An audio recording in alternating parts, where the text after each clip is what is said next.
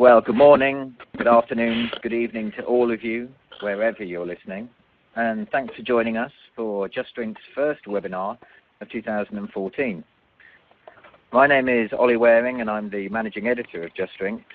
And over the next hour, myself and a panel of industry experts will look at the results of our confidence survey, which considers what this year has in store for the global beer, soft drinks and bottled water, spirits and wine categories. Before we turn to the survey's results, let's go through the technical side of proceedings. If you're listening in on the phone, it'll be in listen-only mode during the call. The host and the other participants, who will be introduced to you shortly, we won't be able to hear you. So if you wish to use the PC audio to listen in, if you select Allow when you see the message at our.enterthemeeting.com, wants to use your camera and microphone, please allow. If you've got trouble hearing, just check your audio option to the left. You'll see there on the meeting button on the left, you've got listen only, and you'll have a volume level there. And make sure you selected listen only. And when you enter the meeting, if you see the message that Java needs your permission to run, just set it this time. That would be great. We'll also have time at the end of this hour-long presentation for a Q&A session, so feel free to ask as many questions as you wish or share your comments as you go along. You've got the Ask a Question box down there. Send away to your heart's content and let us know what you think, and also let us know how interesting you're finding it by using the temperature gauge. And now, on with the show. I have great pleasure in introducing our four panelists to you this afternoon. The beer folk among you will, I am sure, already know Mr. Larry Nelson, who is not only Just Drink's regular beer commentator, he's also the publisher of the global beer magazine, Brewer's Guardian. Larry, say hello to your fans. Mom, are you out there? Hello, everyone. Fans, plural. Next up, we have Mr. Ian Buxton, who's going to be covering the spirit side for us today and giving us his take on what's going on. Ian is author of several whiskey books, most notably the tome 100 Whiskies to Try Before You Die. Ian, hello. Hello, Ollie. Last time I looked, it was 101 whiskies to try before you die, but I always say stop at 100 and live forever. Well, always leave them wanting more, Ian. So Ian and Larry will give us some case studies from the beer and spirits categories, respectively, as we go through the presentation. Next up, I'm very pleased to welcome Spiros Malandrakis from Euromonitor International to our panel. Spiros has been with Euromonitor since 2007 and has risen to the dizzy heights of senior alcoholic drinks analyst. Hello, Spiros. Hello, everyone. I'm very glad to be with you all. And we're glad to have you here. And last but not least, I'm delighted that Vasu Majumdar has joined us today. Vasu is Associate Director of Corporate Finance at Grant Thornton here in the UK. Grant Thornton is a global independent assurance, tax and advisory company, and Vasu's specialist subject is mergers and acquisitions. Vasu, hello.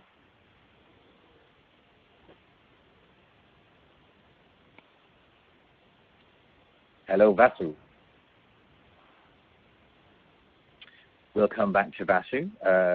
Maybe our technical bods can see what they can sort out as regarding Vasu's absence. Okay, so now that we're all acquainted, let's take a look at the survey itself, starting with its parameters. In January, we sent out links to the survey's questions, of which there were 21, to all of Just Drink's registered members. This is the third time we've run this annual survey, so we'll look at these results today in comparison to 2013. The questions asked our readership for their opinion on the burning issues facing our industry in the year ahead. Almost 300 of them gave us their responses, ranging from drinks manufacturers to marketers, distributors, suppliers and retailers. On the right there, you'll see that all of the sectors that Just Drinks reports on are covered by the survey responses. So let's take a look at some of the results. First up, we look at how the operating environment is expected to perform in 2014. Much of the eye is drawn to the right-hand side of this slide. Let me drag you to the left. It's reassuring to see that fewer people just believe that this year will be a tougher one than 2013 was feared to be. It would appear that our readership has become more realistic in the last 12 months, with those that forecast improvements a year ago migrating to the stay the same position on the middle of the fence.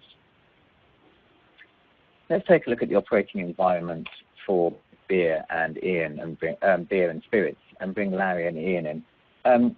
Larry, looking at beer first, what's the environment like for the brewers among us? Generally speaking, Ollie, the attitude for 2014 is better than last year. Things would be on the up.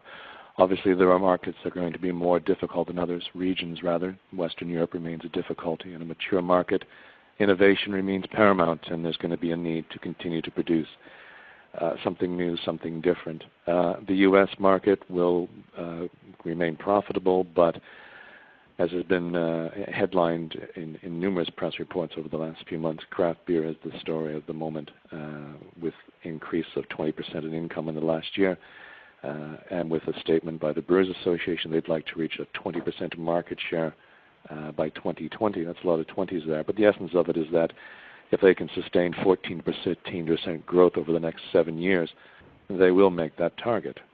It's very bullish. It's impossible to say what happens tomorrow, let alone 7 years from now. But there is reason to believe that craft beer will continue to enjoy favor in the U.S. So there's a strength there. But generally speaking, if you're a mainstream brand in a mature market, life is difficult and increasingly so. That's quite a well-worn riff, isn't it, really, Larry, as regards the mature markets for brewers? They're not providing much joy there. No, it doesn't seem likely that they're going to in the near future either. Again, though, product innovation might be what saves the day. I believe we'll be touching on cider later in this discussion, but certainly there are opportunities there, as there will be for embryonic or pseudo craft beers. Great, thank you, Larry. And then over to the spirit side, Ian. How are the spirits brand owners viewing 2014 so far and the year ahead? Well, I think, generally speaking, with some optimism now, Ollie, although it's a game of two halves, and what would be true for, say, gin, where we're seeing, as Larry's mentioned, a great upsurge in craft and boutique distilling, not least because of the immediate cash flow attractions of gin and to a lesser extent vodka to the small distiller. We're seeing a lot of optimism there. We're also seeing huge expansion, as you know, particularly in whiskey, not just Scotch whiskey, but bourbon and other categories as well. So huge optimism there, huge optimism led both by the big companies who are putting massive investment right now into capacity and into stocks, which is a huge issue for a number of spirit categories because of the maturation times. But big investment there and a lot of excitement from the craft distilling sector. What's interesting to me is we're seeing some of the big companies jump into that field. Things like the Distill Ventures, new products and new company set up funded by Diageo, and recently the Pernod Our Vodka initiative. So we're seeing customization going on there, regionalization, and the ability of the big players to react very, very fast to innovation trends from the smaller sector. So a lot of optimism, but tempered by some concern, I think, particularly for cognac and brandy producers with the downturns in China. So it's not all good news, but overall, I think people are feeling positive. Great, thank you, Ian. You touched on some points there, both of you have actually, that we shall do throughout the presentation. Next, let us consider the consumer. Quite important in all this, I'm told.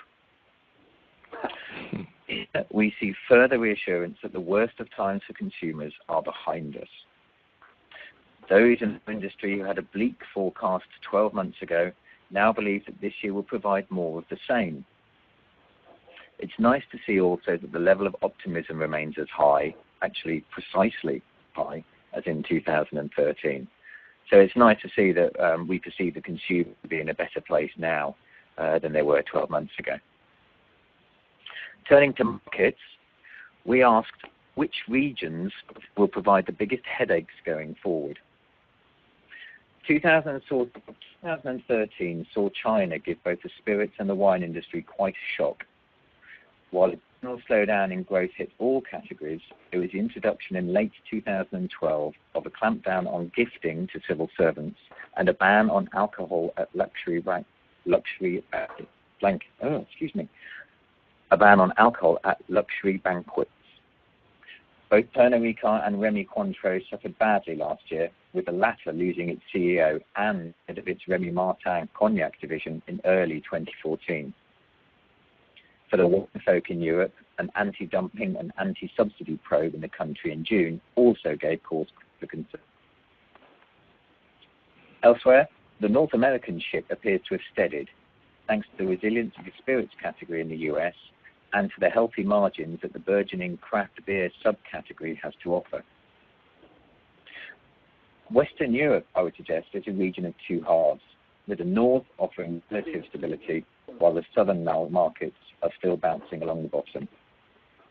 Again, let's go and have a look at these markets from a category perspective and bring Larry and Ian into this. I wanted to turn to you first.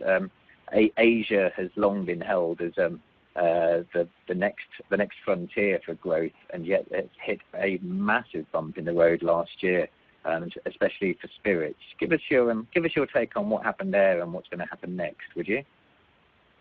Yes, it was a horrible bump.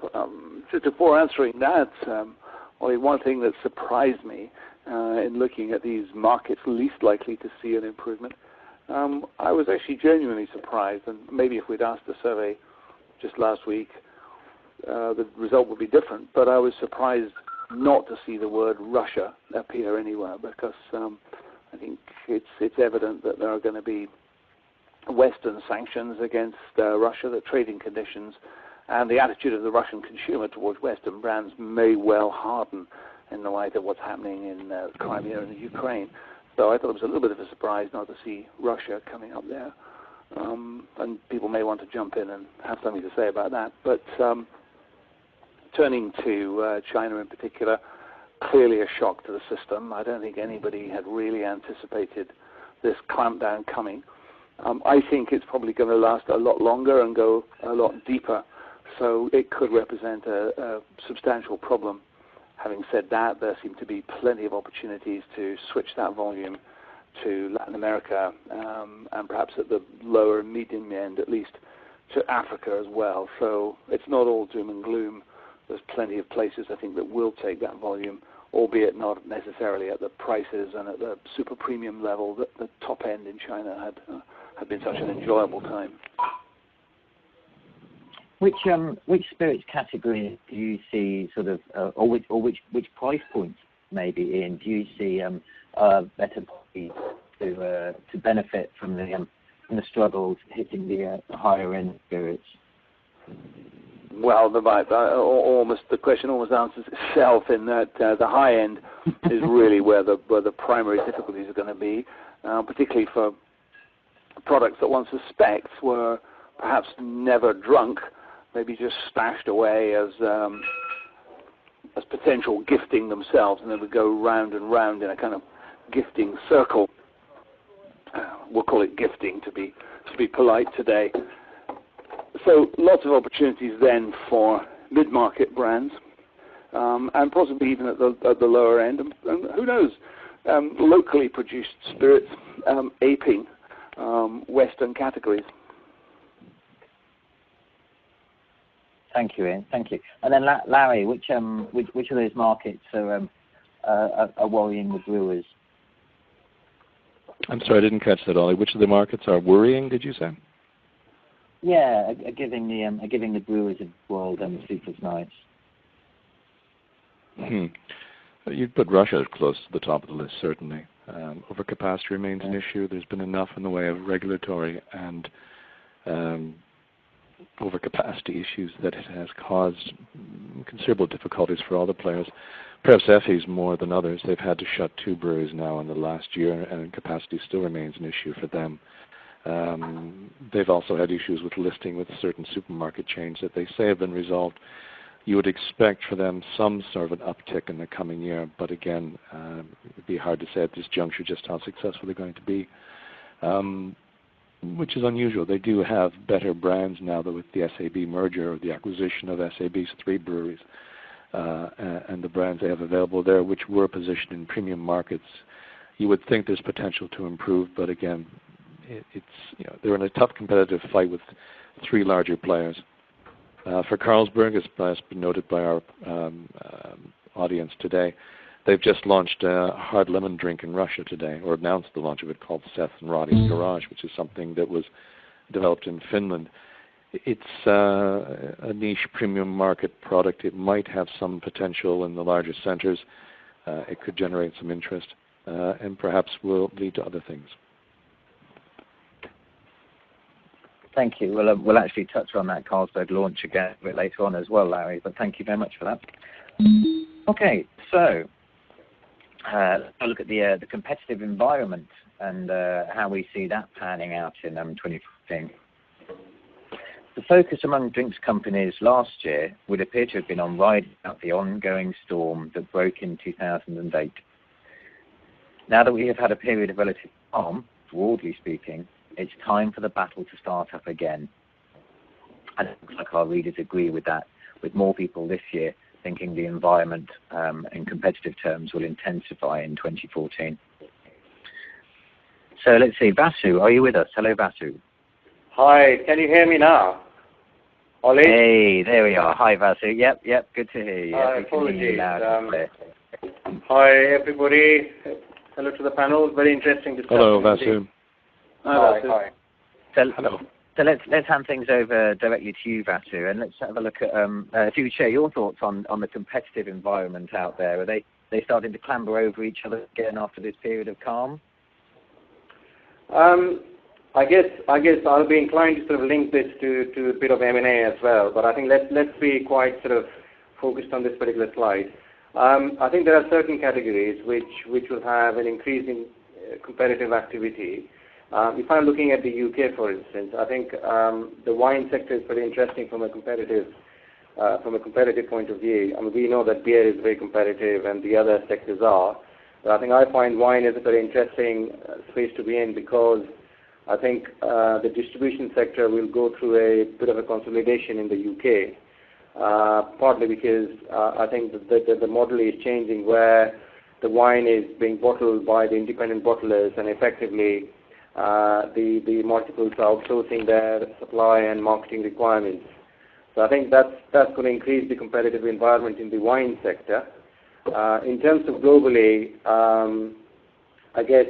I think further down your slides, is there an M&A section as well, Olly? Are you going to discuss M&A in terms of as part of your talk book? Because I might cover that in that slide.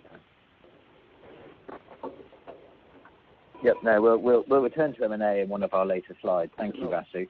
And then, Larry, I was going to ask you about in beer, which is historically one of the most fiercely fought categories. Do you see a step change there? Are more people fighting more people? I don't think there's any law of loss in certain markets between SAB Miller and ABI. The U.S. will continue to be a battleground, and spend will determine a lot as to what's going to happen there in terms of marketing. Where else? Particular markets. The UK will continue to be competitive, increasingly so.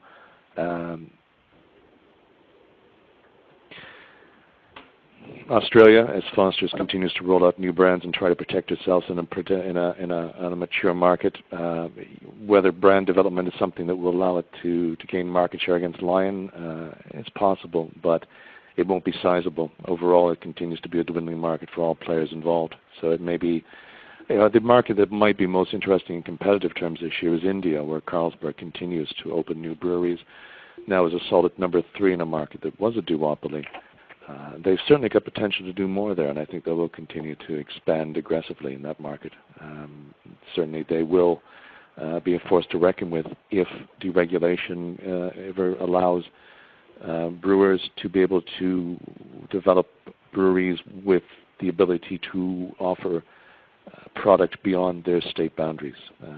At the moment, the way that the market is structured, plants need to remain small in order to be economically viable. They would certainly do better if there was some liberalization of the market. As and when that happens, and this is a big if, Carlsberg will be well placed to benefit from that. But they're certainly in a tough fight with SAB Miller India and with Heineken. What I'll add is, Olly, perhaps I will add one more dimension here. There are, I think this year and the next year, there are 4 major economies which are going through elections. You have India, which is going through election as we speak. Nigeria is going to have elections in the month of October. So there's going to be a change in political landscape, and hopefully the predictions are that's going to open up the kind of the regulatory environment in those countries. Okay, so we've been talking about the competitive environment. Let's move on now, if we may, to M&A. One of our favourite subjects here on Just Drinks is M&A. It's always very sexy. It's always very exciting. So let's have a look. 2014 started with the surprise news that Suntory Holdings will acquire Beam Incorporated. The announcement heralded a wave of speculation that consolidation is afoot in the global spirits industry. This is actually a claim that I don't agree with, as I think it's a bit of a stretch to describe Suntory's purchase of Beam as consolidatory. It appears that our readership agrees with me. Less M&A opportunities thought to be out there this year. Handing over to Vasu here, I know you and I have spoken earlier this year about the Beam transaction, but care to share your thoughts? Do you think this is the start of more shopping in the global drinks industry? I think an interesting subject, as usual.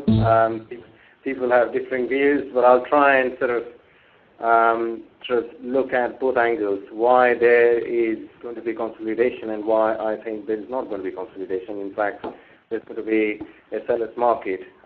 So bear with me for a couple of minutes. I'm sort of kind of, so I guess if I'm in the camp of saying, well, actually, there's going to be consolidation. So I think if I'm in that camp saying, yes, there's going to be consolidation with companies digesting the 2012 acquisitions. They're focusing on deleveraging their balance sheet. The net EBITDA sort of multiple, net debt to EBITDA multiples have significantly lowered down over the last 2 to 3 years. Therefore, all these corporates are sitting on cash pile. They have access to finance. They have access to cash. Therefore, mathematically, it sort of says to us they have the sort of firepower to buy more businesses, and therefore there might be an ample opportunity to sort of consolidate in various geographies. However, coming specifically to the Suntory's acquisition of Beam Global, which is 20 times EV/EBITDA apparently, I don't think this will trigger a new wave of acquisitions because of 2 reasons. Firstly, Beam was one of the very few acquisition targets with an effectively open share register. And secondly, the change in ownership to Suntory will not intensify the competitive landscape for Diageo or Pernod.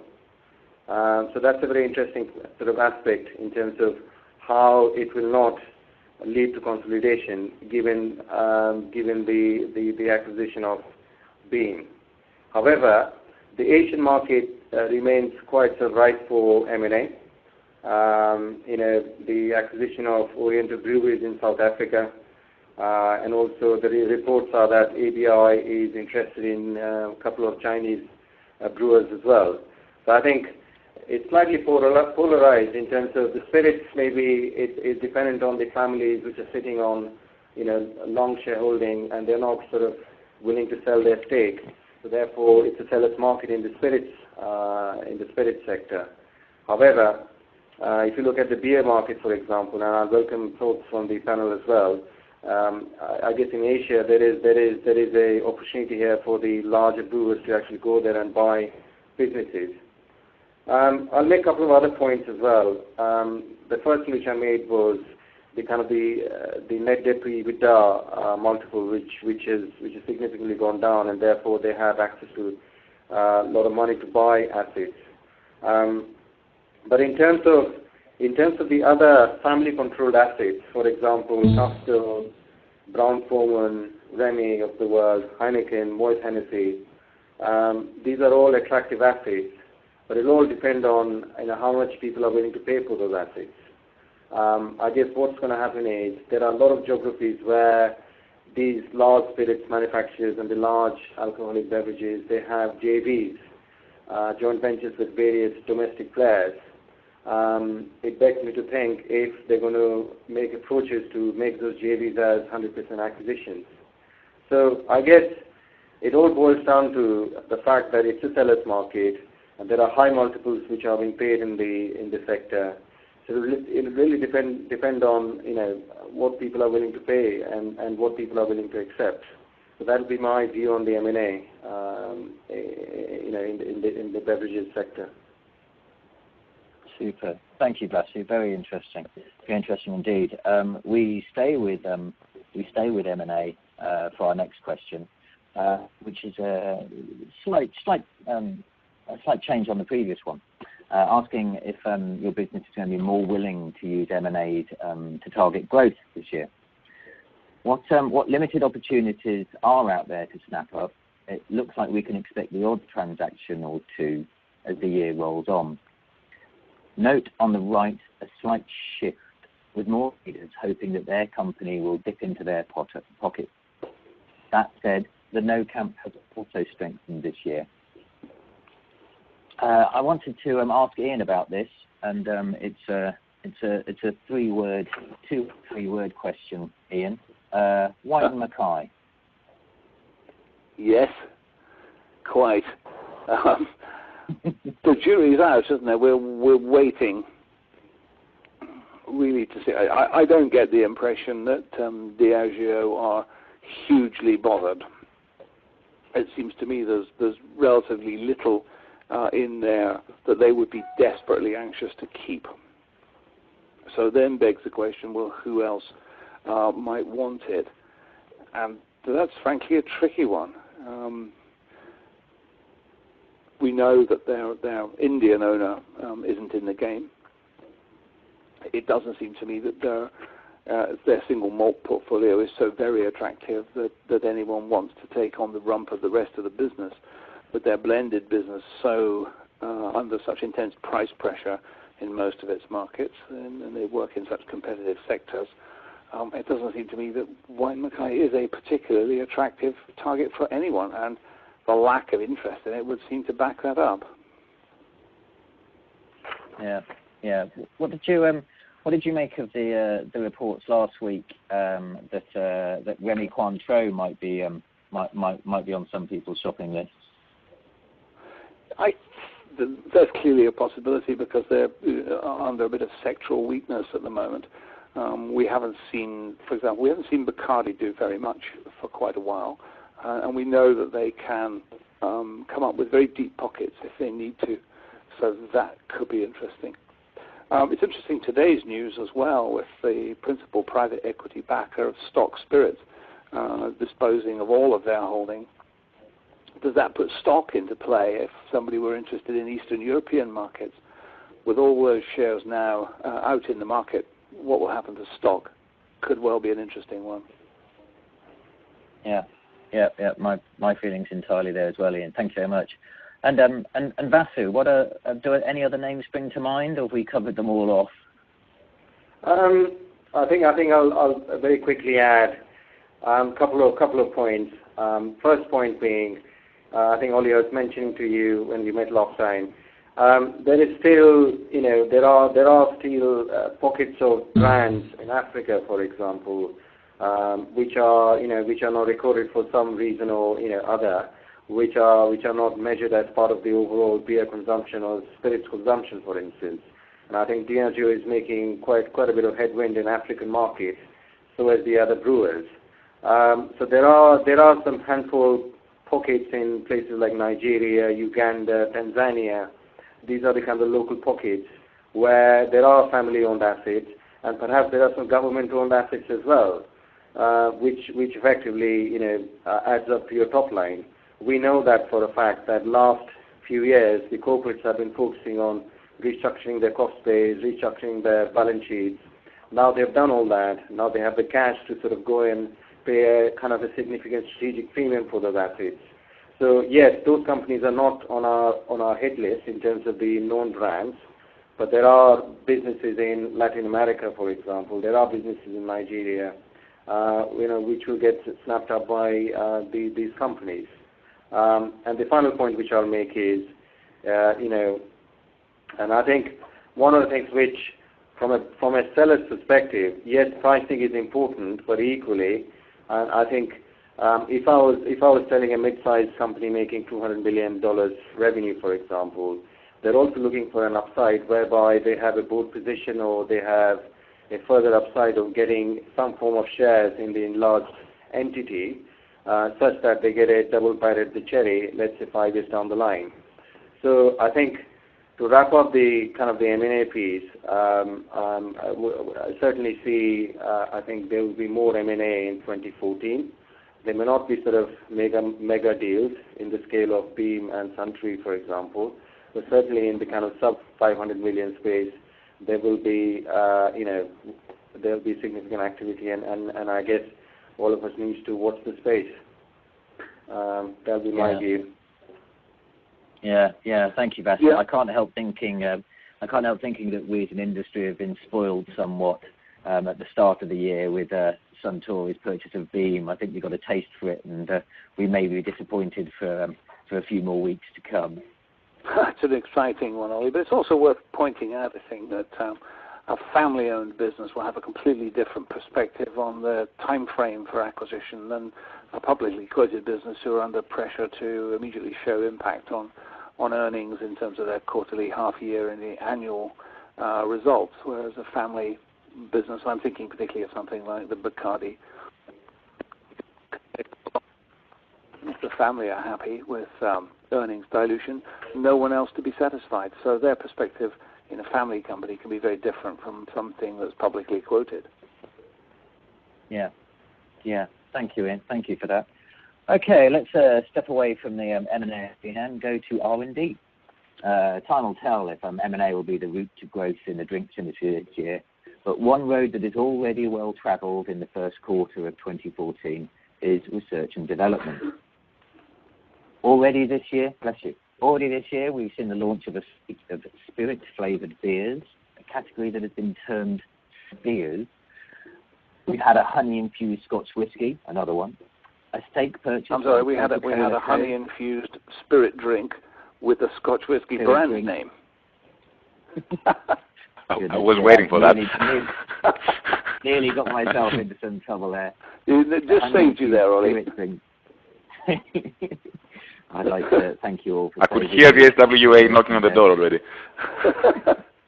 We've also seen a stake purchase by Coca-Cola Co. in Green Mountain Coffee Roasters, which is set to launch its home carbonation system later this year, and Carlsberg's creation today, in fact, of the hard drinks category. It's surprising then to see the majority of our readers believing that there will be little change in the rate of MPD and innovation spend in the year ahead. I'm going to hand over to Spiros now and ask Spiros, what are your observations on the year so far and the year ahead when it comes to R&D and innovation? It seems to have been quite a lively start to 2014.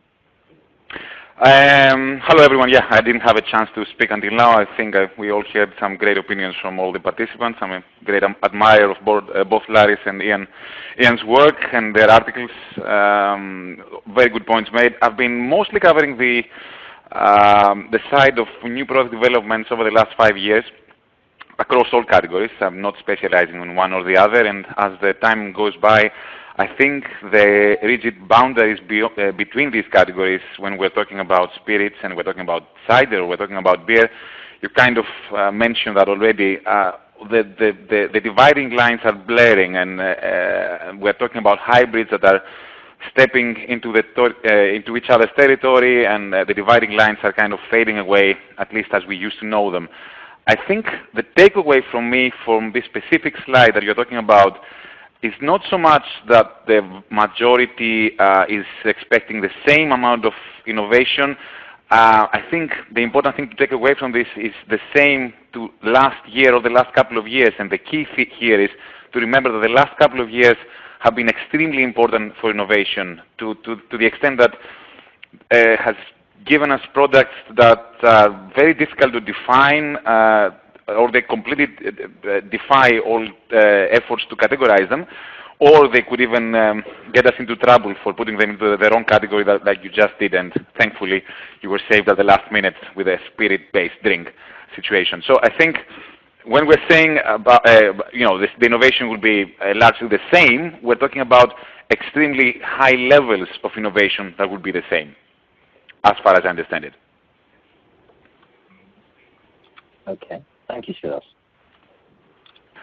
We're going to stay with new product for our next question. Mm-hmm. And it's interesting, our readership doesn't see that much change in the rollout rate, with half of them expecting the same as the year prior. And few of our readers think there will be more new products launched this year. I was a bit surprised by this one. Larry, I wanted to get you in on this one to discuss spirit beers and this new category. And they're starting, the drip has become a flood in recent weeks of new spirit beers. Is this something you need to get used to? Hopefully so. They're actually quite drinkable on the most part. Guinness and Gun. Yeah, but they're not designed for the likes of you, though, Larry, are they? Really? Well, I do like a nice soft drink before I go to bed at night. So that's true. Actually, I've just been gifted with a bottle of whiskey this afternoon, which I may have to open at some point later today, probably after the excitements of this are over, certainly. But yeah, going back to the point. It's an interesting hybrid product. It's something that does offer more flavor. It's a bit stronger. It tends to, it has potential, certainly. Tennant Caledonian has launched their own product, an oak-aged whiskey, which is really quite nice. Not much has been seen of that yet, but they are launching it in certain European markets. Eventually the UK. It's, strangely enough, not one of the first markets they're really approaching, but you'll see it popping up in Italy and other places in Western Europe in the near future. The other area, of course, would be cider, which is something that everybody is breaking into at the moment. I think it's interesting that Anheuser-Busch is launching what could be termed a domestic U.S. product alongside Stella Artois Cidre, which is available in the U.S., something called Johnny Appleseed. Haven't seen a lot on that yet, but it's an interesting idea. It's certainly an evocative American name. The positioning would be according. It could have potential. I wonder if we can go back to M&A for a moment. Would that be possible? Yes, if you like, Larry, go for it. Yeah, I mean, we didn't really touch on that in brewing, but there have been press reports of late. Bloomberg is certainly banging the drum for the possibility of an ABI bid for SAB Miller. What's fairly astonishing about this is Alan Clark apparently saying at an investors conference hosted by Bloomberg in Arizona in January that the numbers could be workable on such a proposition. The logic being that ABI needs access to growth markets, and SAB Miller has that in spades in the parts of Latin America where ABI isn't at the moment, or AmBev isn't rather, as well as throughout Africa. There are obvious difficulties with this, particularly in the U.S. with Miller Coors and Anheuser-Busch taking up roughly 70% of the market there. Clearly, there'd have to be divestments. There would have to be agreements among certain key stakeholders at SAB Miller to make this happen. But the upshot would be that if Clark thinks it's possible, then maybe something's happening there. I suppose the other part of it too would be, in some ways, it would be the end of history for the brewing world. It would be such a large competitor that I think it would dwarf anybody else in their ambitions in the world. And I also think that in journalistic terms, we'd have to change the masthead on Brewers Guardian from the plural to the singular.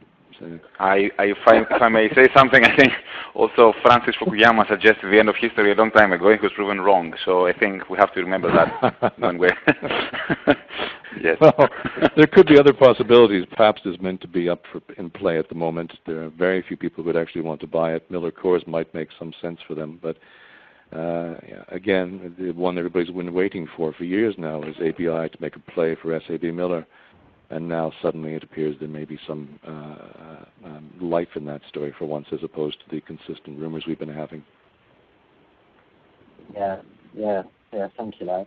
And then over to you, Spiros, regarding the rate of new products so far this year. There's been a lot there. Is that more than you recall in a Q1, or is this a standard practice?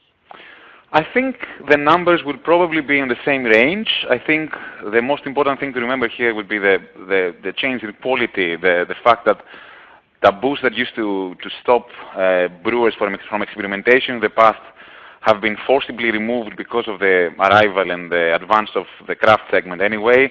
The same can be said for the spirits category that used to be so conservative. I mean, to a large extent, it still is. But because of the trying to catch up and not be left behind, like what happened in the case of beer, with the craft distillers, the craft distilling movement is also pushing the envelope and making the big guys think outside the box. Localization and experimentation are coming to the fore, and the flavor revolution that started with vodka has gone into places that were considered untouchable by this kind of thing a couple of years ago. I'm hoping, of course, that whiskey will not go down the Zacharine RTD flavored route that vodka took at some point in the last couple of years. But again, at least I'm happy that in the terms of quality of innovation, and perhaps this has to do with diminishing M&A pool, and so just to tie that in with what you were discussing earlier, to the extent that we're reaching levels of maturity that we haven't reached in the past, and if we are indeed reaching the end of history, as somebody already mentioned, then innovation will become one of the key and major engines for growth by definition, and it has to become much more radical than it used to be in the past. Is it, Spiros, you don't mind asking, is it like a seesaw? Does M&A go down when innovation spend goes up, and does innovation spend reduce when M&A increases? It's just the final argument of the maturity, the final result of the maturity argument. If you reach a level of maturity that it becomes an oligopoly of sorts, then you either have tiny competitors like the craft segment that came out of nowhere because consumers were in need of something different anyway, and they were feeling suffocated within being embraced by one or two only big corporations, and it's just a logical conclusion. Or at some point, the big manufacturers need to start innovating and thinking outside the box, and that's what's happening now. I mean, what else can there be?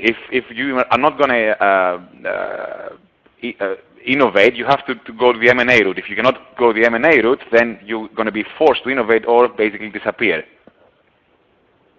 Yeah. So you've got to spend it one way or the other.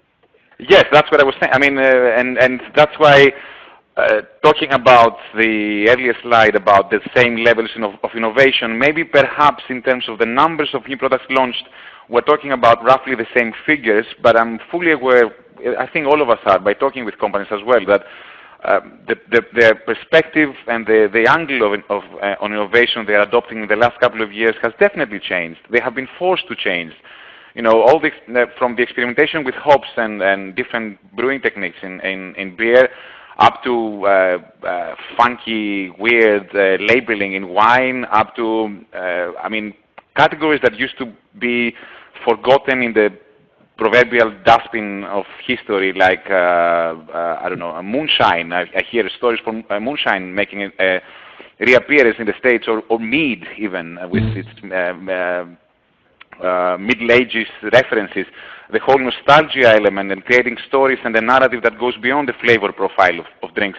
All of these things, I think, have gone up a gear in the last couple of years, and it's not just about the number of products, but about the quality and massive steps forward that innovation is taking now. Yeah. Yeah, no, interesting times abound. Thank you very much, Spiros. Okay, so we're going to head to our penultimate question of today's survey, and we're going to go and look at trends. It's to see that most of Just Drinks readers have an eye on the quality of their products. 56% believe their company's innovation initiatives will be driven by high-quality offering. What has surprised me is the marked drop-off in enthusiasm for sustainability as a base that needs covering. Could this be because this base has already been covered satisfactorily, or are there more pressing consumer concerns that require addressing? Let's go to Spiros about this. What's happened to sustainability? Why is that important to our readers?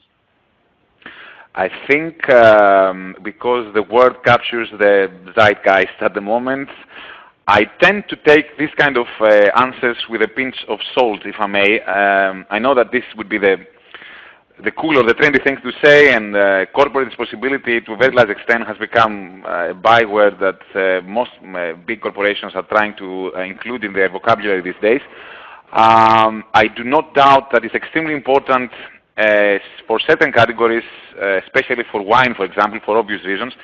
And sustainability can also have a different meaning in the context of depleting stocks. So the way that you are that these companies are prepared for the future trajectories of their growth is also, or should also be, incorporated in what we mean by the term sustainability. But I think I still have some serious doubts about the extent that consumers actually prioritize these kind of concepts when they go to a bar to have a drink, or they go to supermarket to choose their drink. I don't know what the others think about such this trend that seems to be everywhere these days. Yeah. Let's thanks, Spiros.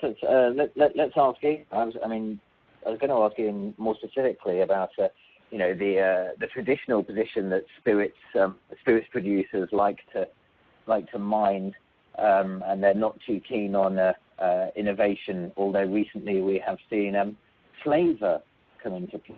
Is that what it's all about in spirits now?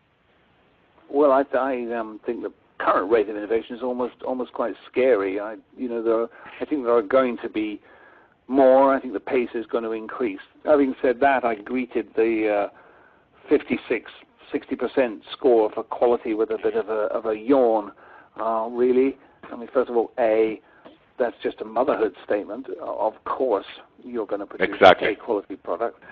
B, there are, broadly speaking, certainly in developed Western markets, simply no bad products out there.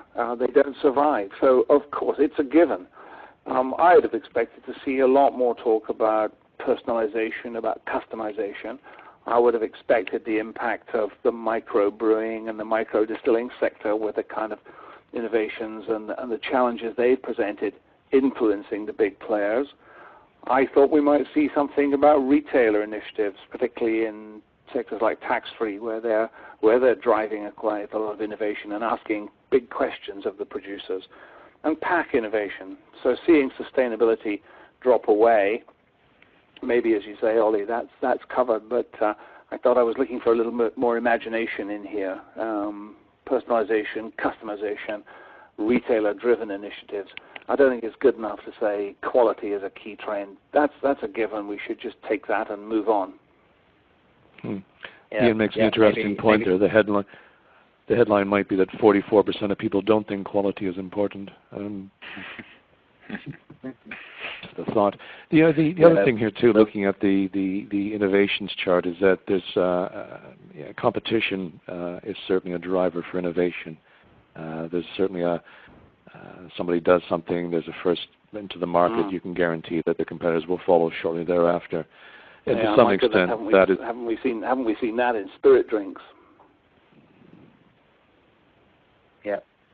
Certainly, yes. There will be people entering the market, and again with cider, hard lemon that Carlsberg announced today, of course, was done 10, 15 years ago. They're a bit late to the party on that one, but for them it's more about introducing the product into new markets as opposed to an actual new product per se.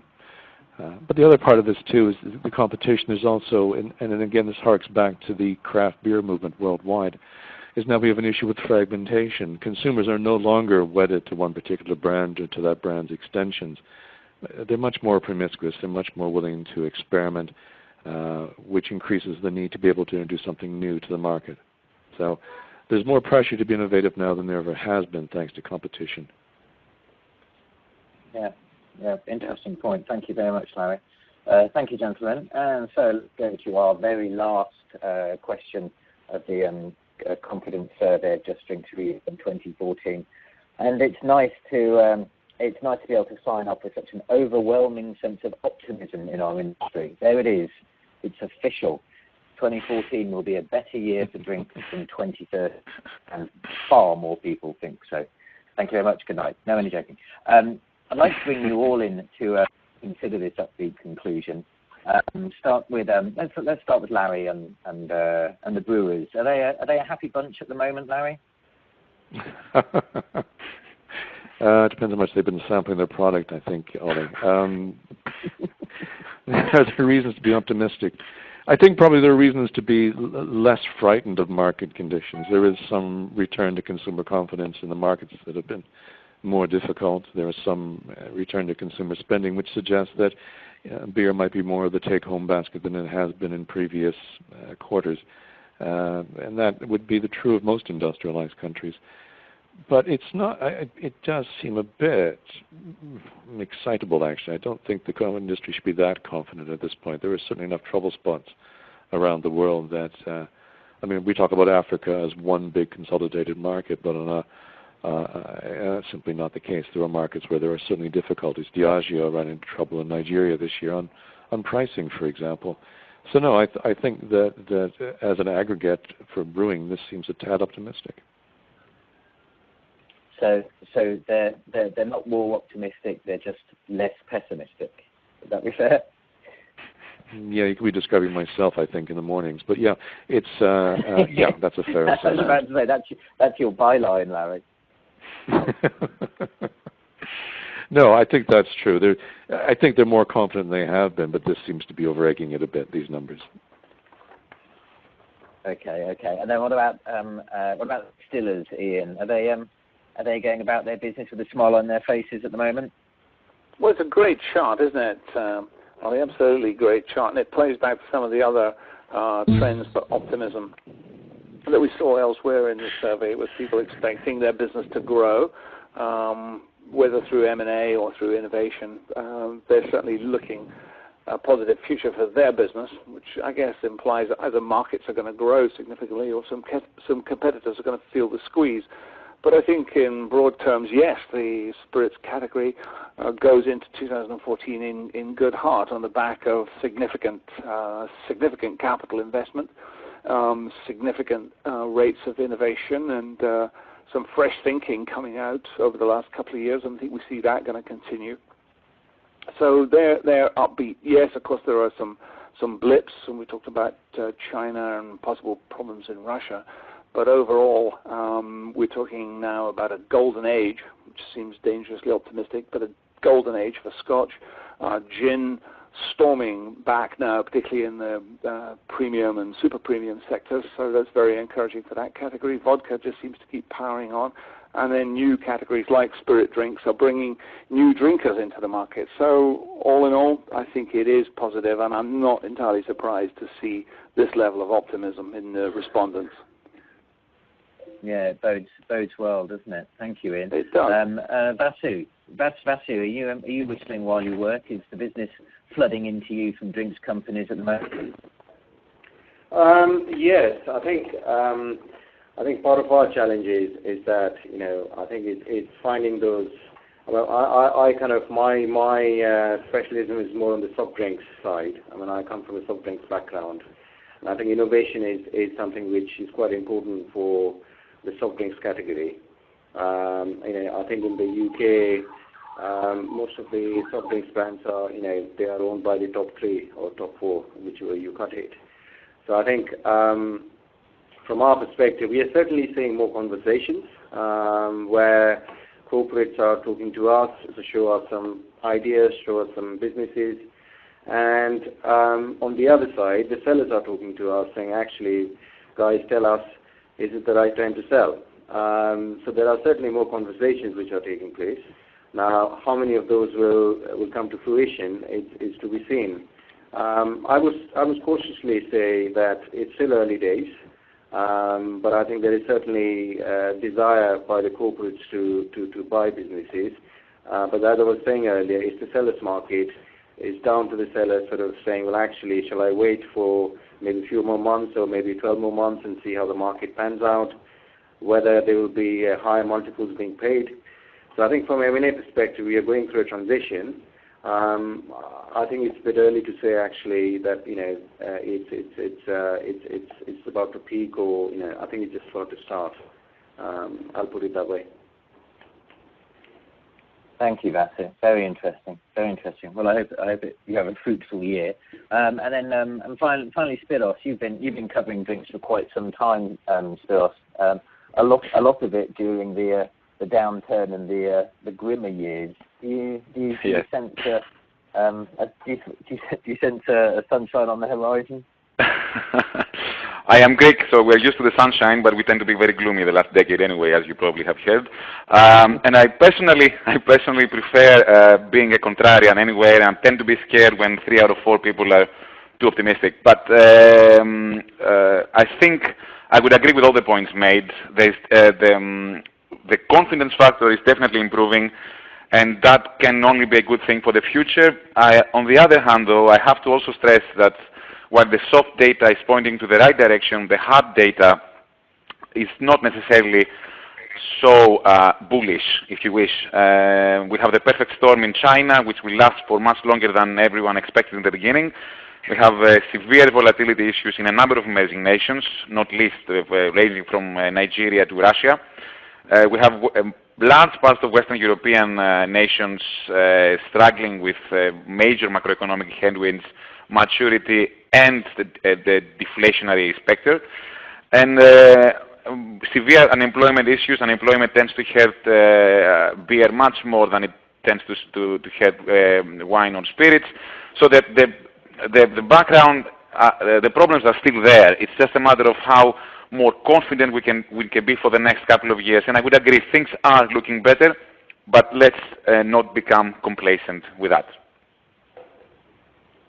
Very good. Valid points, well made. Thank you, Spiros. And with that, we'd like to head to the Q&A session. We have our marketing director, John Newton, on, who's been collating your questions. If you have any questions or comments to share with the panel, please get writing to us now. We do have questions. John, do we have any questions to go in? We do. We've had quite a lot of questions sent in. Thank you to everyone who's been participating so far. Probably got more questions here than we'll actually be able to get through, but I think we'll start off. One trend that I've seen in the questions coming through, one person's been pointing out just how much annual production of alcohol there has been in China recently, just saying just how large it is, feeling that perhaps in this conversation today that there's been quite a lot of talk about Europe and the USA. So sort of 2 questions on that really. So firstly, to the panel, how do you see the outlook for spirits in China in 2014? Let's go to Ian with that one. Spirits in China, Ian, your take? Yeah, we spoke about this a little earlier in the session, and it seems to me that it's the real high-end, super premium luxury products that seem to be struggling or will have a hard time. I expect this clampdown to go on longer and cut more deeply than perhaps people would hope for, but at a lower level, in the middle of the market in particular, that I think will represent an opportunity. We're also going to see, I think it'll be interesting to see how local producers or semi-local producers, and I'm thinking of Kavalan in particular, based in Taiwan, are able to leap in and take that opportunity to move in with their brands into China. It could be very exciting for that type of regional producer. Yeah, just to qualify Ian's comments a little bit further, in Grant Thornton's latest set of results, which I think released around about middle of March, they flagged up that the Jack Daniel's American whiskey brand is going gangbusters in China, and maintained that the anti-extravagance push that was discouraging consumers from the high end of international spirits, but they've got a taste for the stuff now, and then looking around for stuff they can afford. Hence, Jack Daniel's doing quite so well in China. So brands at price point, I think, will do very well in China, irrespective of the hurdles that are there. Thank you very much for that question. John, do we have any others? We do. We've probably got about 5 questions to go through here. Another question that sort of follows on from the previous one, but sort of looking at it in reverse. So you've got Asia, so India and China. They want to export to the West as opposed to people importing into China. What does the panel feel about this? Do they believe this will be successful? So it's Asia exporting to the West. Asia to the West. Spiros, do you want to step in on this one? Are the Asian spirits companies looking to tap into Western markets and let the flow go in the other direction for a while? I think I've kind of touched on that a couple of years ago as a suggestion that at some point it used to be called the Westernization trend. Essentially, it was just about emulating Western drinking habits across Asian markets, and at some point I suggested that this would also reverse, and we would see local products from the East actually making it across the West. We've seen examples of that with the potential of products like raki from Turkey slowly making its way to Western European markets, or even Japanese whiskey or sake in the States. I hear some stories that it's making inroads now. Apparently, Beiju takes about 50 to 100 tries until someone gets slowly used to it. But I do think I'll vouch for that. That's the rumor, at least, yeah.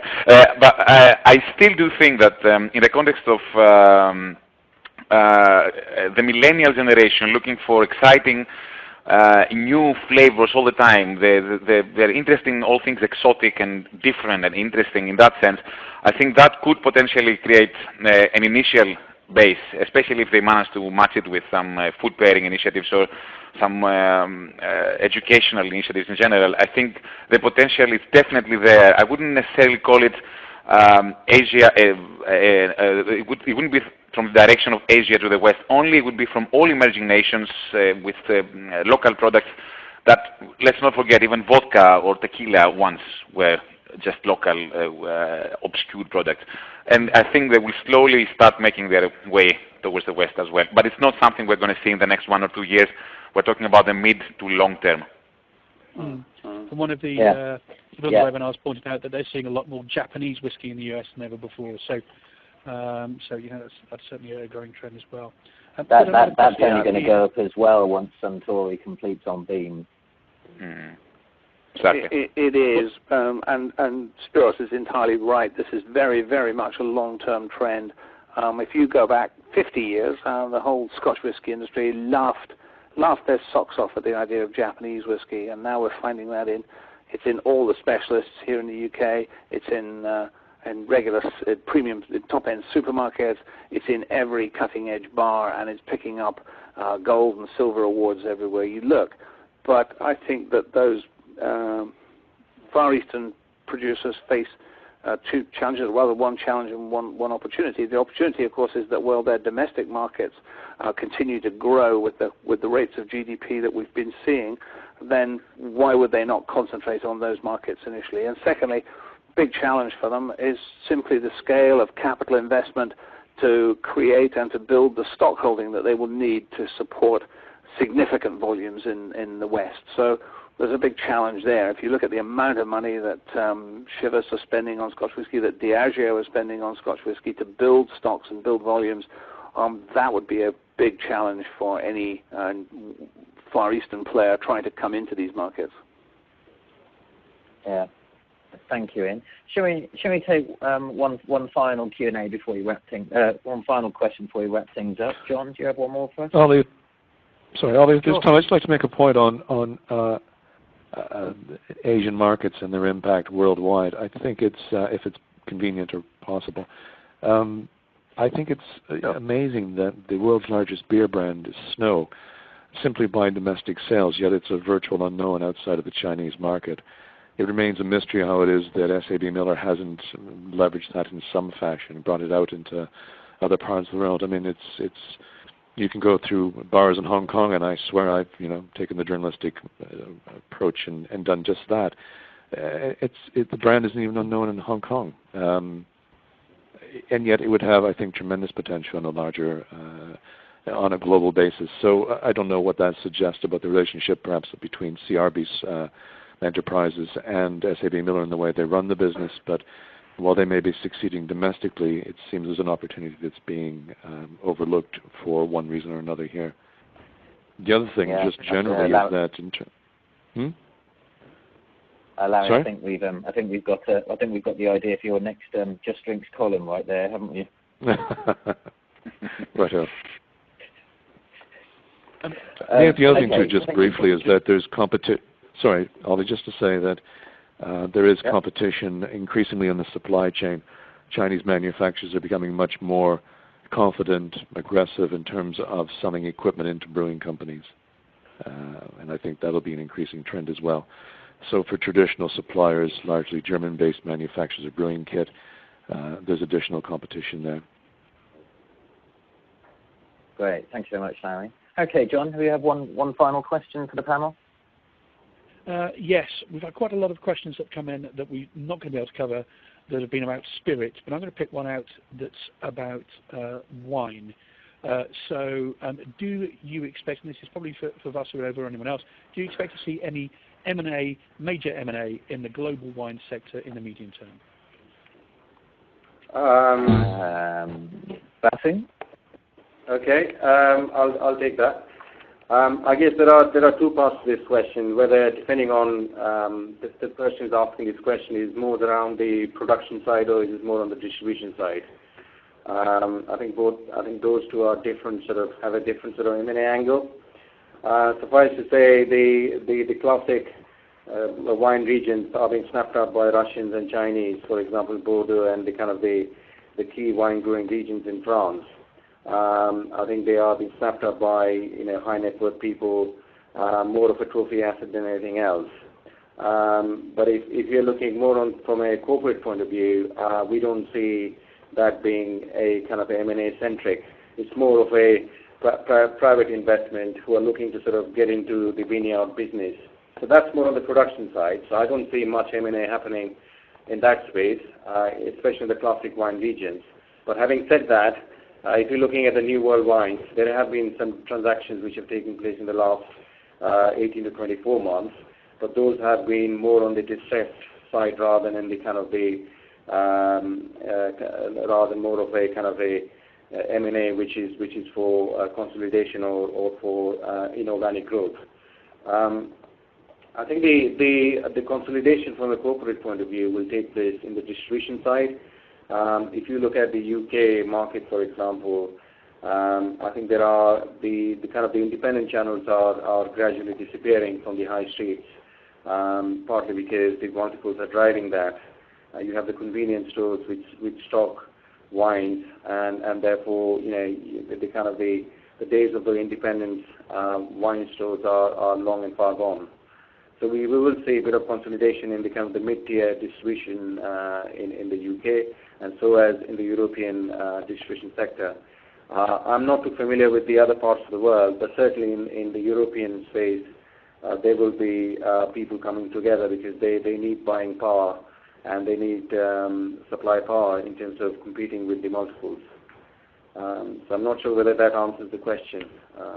I just to back that up, if I may, Vasu, I think you're absolutely right that with wine there isn't an awful lot of money sluicing around. So you're looking at a lot of sort of joint venture partnerships when it comes to distribution, possibly sales and marketing going forward as well. When it comes, strictly speaking, to M&A in wine, major transactions, the only one I can see on the horizon would be Accolade Wines, now owned by Champ Private Equity, an Australian-based private equity firm, that will eventually go up for sale. I don't think that's going to happen in the near or medium term, They're far too active building their brands at the moment to look at packaging the whole thing up as a sale. That will happen further down the line, but aside from that, there's actions going on in Oregon at the moment. A lot of the Californian wine producers are looking to Oregon because it's cheaper. But yeah, you're not going to see a lot of M&A, I feel, in wine. Okay, I think we must have outstayed our welcome by now. Let's draw things to a close. If I could just thank the panel very much, Larry and Ian, our Just Drinks columnists. Thank you so much indeed. Spiros at Euromonitor, it's been fascinating take on the MPD and innovation. Thank you for that. And Vasu, your M&A insight has been incredibly useful. Thank you all for your time. If any of you have any questions that you'd like me to put to the panel and get back to you via email, you can email me at news@just-drinks.com. That's news@just-drinks.com. There will be a replay of this seminar available, of this webinar available for you to listen to at leisure, and that link will be up on the site soon. And in the meantime, thank you very much and have a good rest of the day wherever you are. Thanks very much. Bye-bye.